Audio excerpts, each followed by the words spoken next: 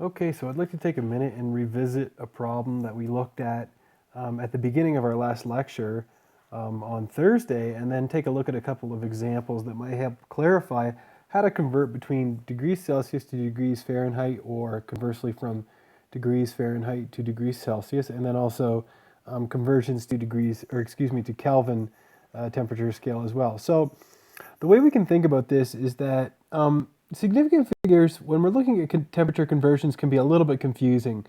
So it's considered normal to measure temperatures to the nearest degree. So if the temperature is recorded as, let's say you have a temperature that's, I don't know, say you have a temperature that's, let's write it down here, 40 degrees Celsius, you'd read a thermometer that says 40 degrees Celsius. Then we automatically assume it's two significant figures when we're reading temperature. Even if I hadn't put that decimal in there, you'd still assume that was two significant figures. I mean, when was the last time you saw a thermometer that didn't measure temperature to at least 1 degree? So in general, and this will be our rule for Chemistry 101, is that you should take the temperature to the same basic reporting level when doing temperature conversions. In other words, if the initial conversion is, for example, to the tenths of a degree, you should report the converted temperature to the tenth of a degree. So for our class, what we're going to do is we're going to keep the same level of precision. So we could just write down here, where's my pen here? Keep the same level of precision of our measured value. So let's take a look at that example that we looked at the very beginning of class on Thursday. It says convert 75 degrees Celsius to degrees Fahrenheit. So if we use this rule, keep the same level of precision. The level of precision that we have here is 75 degrees Celsius with two significant figures, and it's measured to the decimal place. I mean, it doesn't go to the tenths of a degree, so we are going to convert that to degrees Fahrenheit. So the way we would do that is we'd say temperature in Fahrenheit is equal to 1.8 times the temperature in degrees Celsius plus 32. So we're obviously going to do this part first, the multiplication, because we're going to follow the proper order of operations. So if you punch that in your calculator, 1.8 times 75 degrees Celsius, what you'll get is 135. And we're going to keep the same level of precision that we had in the 75. So we're going to keep this number here. So we're going to keep that level of precision, and then we're going to add 32 to it. So our temperature in degrees Fahrenheit is going to be equal to 167 degrees Fahrenheit. So that means the answer that was on the slide is actually correct, according to this rule, which is keeping the same level of precision. All right, so let's take a look at a couple more examples here. So let me switch over to my red pen here for a second. So here's an example. Let's say you're a nurse or a doctor, and you measure a patient's temperature, and their temperature is 37.7 degrees Celsius. So that means it's measured to the tenth of a degree. So here we see a tenth of a degree. So that means our answer, whatever it is in degrees Fahrenheit, whatever it is, we're going to measure it to tenths of a degree. This will be now let's go back up here to our rule. This will be our level of precision.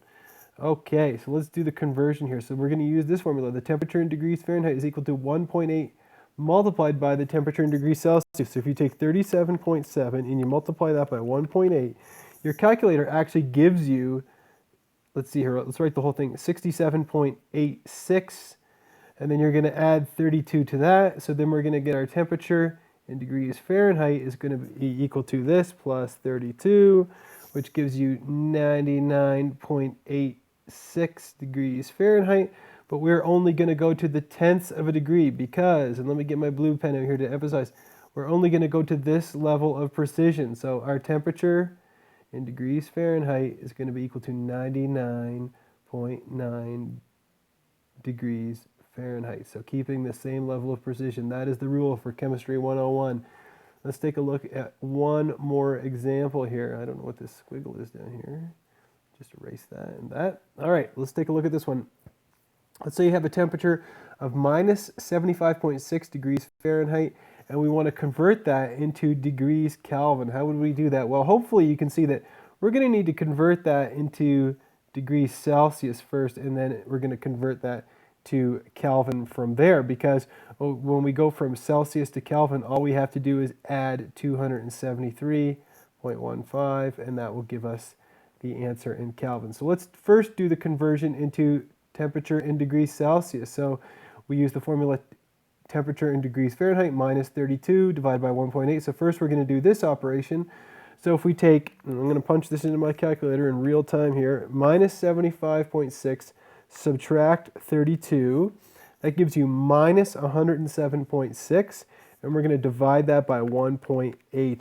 So that actually gives you a temperature in degrees Celsius is equal to minus 59 point, I'm going to put minus 59.8. It actually says 77777 something, but I'm just going to report it like this. And why do I report it to 1/10 of a degree? Because that is what we're given in our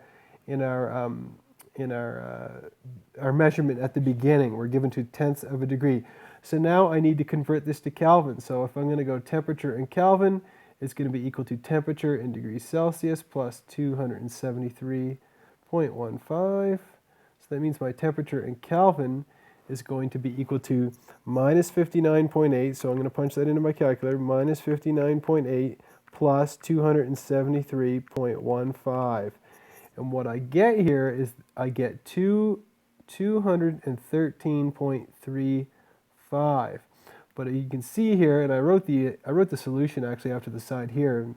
What I'm going to do is I'm going to round up to the 10th place. So I'm going to go temperature in Kelvin is equal to 213.4 Kelvin.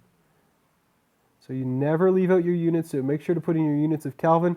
And the reason I rounded up to 0.4 is because seeing as this is a 5, this means we're going to round up.